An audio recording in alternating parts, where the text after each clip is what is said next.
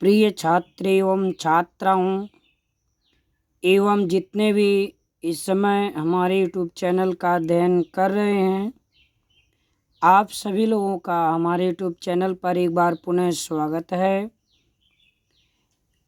आप सबको हम आज के इस वीडियो में मैथमेटिक्स से कुछ संक्षिप्त जानकारी देने जा रहे हैं। इस जानकारी को आप अपने लाइफ में ज़रूर रखें और उसे ध्यान से समझें। और इसमें हम केवल 5 से 6 टॉपिक पर बात करेंगे। इससे पहले हम आपको ये बताना चाहते हैं कि परिश्रम से पीछे हटने वाले छात्र एवं छात्राएं या जीवन यापन करने वाले कोई भी व्यक्ति हों, यदि वे परिश्रम से मुंह मोड़ते हैं तो वे अपने जीवन को गड्ढे में ले जाने के समान माना जाता है। इसलिए अपने कार्यों को सदा परिश्रम के बल पर आगे उठाएं, ना कि किसी प्रकार से धोखाधड़ी, बेईमानी, चोरी करें। ये सब गलत चीज़ें हैं। इसलिए मेहनत पर गट्स रखिए और मेहनत के बल पर आगे बढ़िए। चूँकि आपने ये सुना ज़रूर होगा कि हीरे से हीरा तराशा जाता है, हीरे से हीरा तराशा जाता है, लेकिन कीचड़ से कीचड़ नहीं धुला जाता है। कीचड़ धुलने के लिए स्वच्छ जल की ज़रूरत है। इसलिए हम आपको चाहिए, दुष्टता का व्यवहार कर रहा है तो करने दीजिए। आप अपने धर्म कर्म को मत छोड़िए, सदा आप आगे रहेंगे। थोड़ा सत्य तो परेशान हो सकता है, लेकिन पराजित नहीं हो सकता है। ये 100% सत्य है। ठीक है, तो आज की इस वीडियो में हम थोड़ा सा मैथ से संबंधित टॉपिक की बात करना चाहते हैं। पहला पॉइंट ये है, आपके सामने पहला प्रश्न है 0.1 तथा 0.01 में अंतर यदि आप जानते हैं तो कमेंट करके ज़रूर बताएं। ये दोनों में कौन बड़ा है? क्या ये बराबर हैं या 0.01 या 0.1 में ये बड़ा है या ये बड़ा है? यदि आप जानते हैं तो ज़रूर बताएं। दूसरी चीज़, आपको यह भी नॉलेज होना चाहिए 0.5 यानी 0.5 और 0.05 में क्या अंतर है? क्या आप इस अंतर को जानते हैं?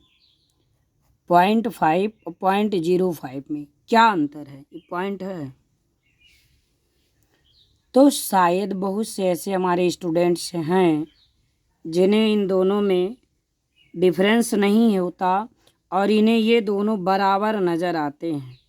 यदि आप इन्हें बराबर आंकते हैं तो ये गलत है, 100% है। आज से इसे बराबर तुलना में रखना छोड़ दीजिए। 0.5 और 0.05 में अंतर है, बराबर नहीं है।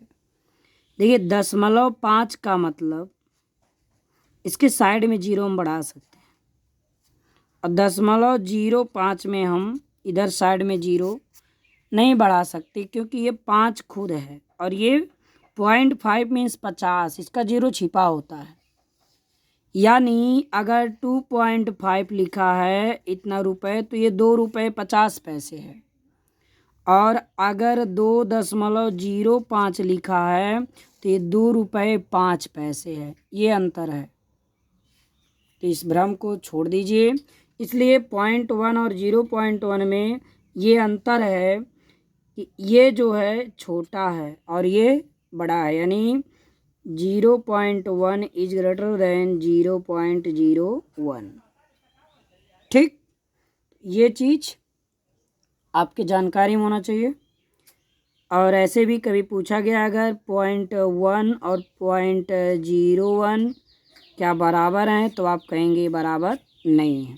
ठीक, आगे यदि जीरो वाले ऐसे क्वेश्चन, लास्ट वाले जीरो मिलते हैं, ऐसे प्रश्नों का मान निकालने के लिए हम अंकों का गुणा करा लेते हैं। जैसे 3 चौक 12, इसके बाद जीरो जितने हैं गिन लीजिए, 2 इसमें था, 2 इसमें, 4 जीरो बढ़ा दीजिए,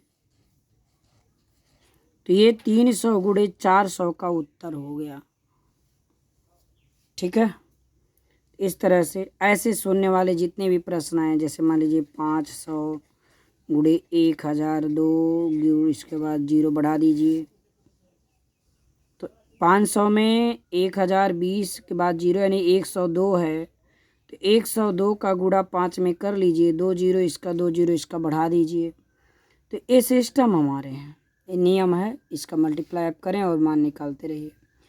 प्रतिशत में कैसे बदलते हैं, मान लीजिए कोई भिन्न है, 1/5 है, प्रतिशत में बदलना है तो इसको आप 100 से तुरंत गुणा कर दीजिए, कैंसिल कर दीजिए, तो 20% इसका उत्तर हो गया।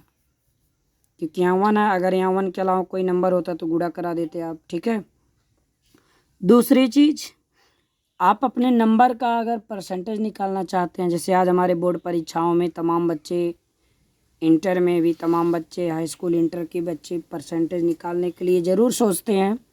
तो परसेंटेज निकालने का नियम है भाई, आप जितना पाते हैं, 600 पूर्णांक है, 600 में से आप मान लीजिए 480 नंबर पा गए, तो आपको परसेंटेज निकालना है, आप तुरंत 100 गुणा कर दीजिए, 2 जीरो कैंसिल हो गया। इसके बाद इसमें भाग दे दीजिए, तो 6 से भाग देंगे, 6 8 48 और 6 0 80% हो गया, ये 80% नंबर हो गया। एक और समझिए, आपका पूर्णांक अगर 100 में है, 600 500, ठीक है, ऐसा अगर है तो 2 जीरो छोड़ दीजिए, यानी इसी 6 या 5 से डिवाइड कर दीजिए उस नंबर को। हाई स्कूल वाले अपने प्राप्तांक को 6 से डिवाइड कर दें, इंटर वाले 5 से डिवाइड कर दें, उनका परसेंटेज निकल जाएगा। ठीक है, और करणी का क्वेश्चन है, करणी वाले प्रश्न अगर ये नंबर सेम होते हैं तो करणी हट जाती है, यदि ये नंबर भिन्न भिन्न होते हैं तो करणी नहीं हटती है। तो करणी 3 गुणे करणी 4 है, तो यहाँ इसका मल्टीप्लाई करा लेंगे, करणी दोनों का 1 हो जाएगा, तो करणी में 12 हो गया इसका आंसर। ऐसे मान लीजिए अगर करणी में 8 है, गुणे करणी में 4 है, तो आप इसका गुणा करा लेंगे, 8 चौक 32। अब 32 में 16 दूनी 32 होता है, तो 16 का वर्गमूल निकालेंगे, तो 16 का 4 हो जाएगा, 2 करड़ीम पड़ा रहेगा, 4 करड़ीम 2 इसका आंसर हो जाएगा। ठीक है, और समान करड़ी वाले नंबर होते हैं, तो करड़ी में 5 गुणे 5 25 होगा, तो इसका वर्गमूल 5 हो गया। तो इसलिए यहाँ पर आप ये सीधा सीधा ध्यान देंगे, करड़ी में यदि समान नंबर है तो करड़ी हटा दीजिए, आंसर हो गया। जैसे करड़ीम 10 गुणे करड़ीम 10, तो आंसर क्या होगा, केवल 10। करड़ीम 6 गुणे करड़ीम 6, आंसर क्या होगा, 6। तो आपके समझ में लगभग आ चुका होगा। ऐसे ही अब हम आगे थोड़ा सा बढ़ते हैं, सब्ट्रैक्शन रूल देखिए। बहुत से बच्चे हमारे 5 में से 0.3 नहीं घटा सकते हैं, इस बात में बच्चे फंसते हैं। 0.1 का 0.1 में गुणा नहीं कर सकते हैं। BA में किए हुए बच्चे 0.1 गुणे 0.1 में उलझ जाते हैं, 0.3 गुणे 0.3 में भी उलझ जाएंगे, क्योंकि उनको पॉइंट लगाने का जो नियम है वो याद नहीं है। देखिए 5 में से 0.3 घटाना है, आप खुद अपने मन में ज़रूर सोचिए कितना आंसर आएगा। देखिए ये 5 हमारा पूर्णांक है, ये हमारा भिन्नात्मक भाग है, 0.3 पूर्ण नहीं है। तो जब भी आपको दशमलव का घटाना जोड़ना करना हो तो दशमलव पहले ढूंढिए सबका। 5 का दशमलव कहाँ है, नहीं है तो नंबर के बाद तुरंत दिखेगा, आप खुद लगाइए, कुछ नहीं यहाँ 0 लगाइए, पॉइंट के नीचे फिक्स करिए, नंबर जैसे हैं राइट कर दीजिए, घटाइए, 1 कैरी करेगा तो यहाँ 7 बचेगा, 10 में से 3 गया, 4 यहाँ, यानी 4.7 इसका आंसर हो गया। ठीक, ऐसे ही 3 में से 10.1 घटाना है, 4 में से 10.2 घटाइए। ऐसे तमाम प्रश्न आप बना के घटाइए, प्रयास में रखिए।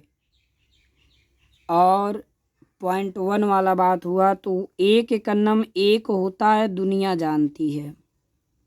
हमारे बच्चे इसका बहुत से लोग आंसर यही देंगे 10.1 गुणे 10.1, उनका आंसर 10.1 ही रहेगा, जबकि ये 100% गलत है। तो 10.1 गुणे 10.1 के कन्नम एक, दशमलव हम गिनेंगे, एक अंक यहाँ, एक अंक यहाँ, 2 अंक पे लगाना है। तो एक अंक मेरे पास है और आंसर भी चेंज ना हो, 1 ही होना चाहिए। तो यहाँ हमने 0 बढ़ाया इस साइड में और 2 अंक पे यहाँ दशमलव लगा दिए, 0.01 इसका आंसर हो गया। आप यहाँ इसकी सुंदरता के लिए 0 बढ़ा सकते हैं। 0.3 गुणे 0.3 तो 3 त्रिका 9, 0.09। इस तरह से आप अन्य प्रश्नों का भी सॉल्यूशन कर सकते हैं। इसमें हमने थोड़े से समय में बहुत सारा बेसिक चीज़ बताने का प्रयास किया। आप सब इसका अध्ययन किए, आप सबको बहुत बहुत धन्यवाद। अंत में मैं एक बार पुनः करता हूँ कि सुखार्थिनः कुतो विद्या, विद्यार्थिनः कुतो सुखम, सुखार्थी वा त्यजेत विद्या, विद्यार्थी वा त्यजेत सुखम। समझ में आया? विद्यार्थी को सुख छोड़ देना चाहिए, सुखार्थी को विद्या त्याग देनी चाहिए। सुख चाहने वाले को विद्या कहाँ है और विद्यार्थी को सुख कहाँ है। इसलिए मेहनत करिए, पसीना बहाइए, आप अपने भविष्य में, फ्यूचर में बहुत आगे जाएंगे। ये मेरा ईश्वर से प्रार्थना है। हमारे सभी यूट्यूब दर्शकों को, हमारे सभी विद्यार्थियों को सदा अपने दृष्टि में रखें और उनके ऊपर कृपा बरसाएं। इसी के साथ हम आप सबको शुभ आशीर्वचन देते हैं। धन्यवाद।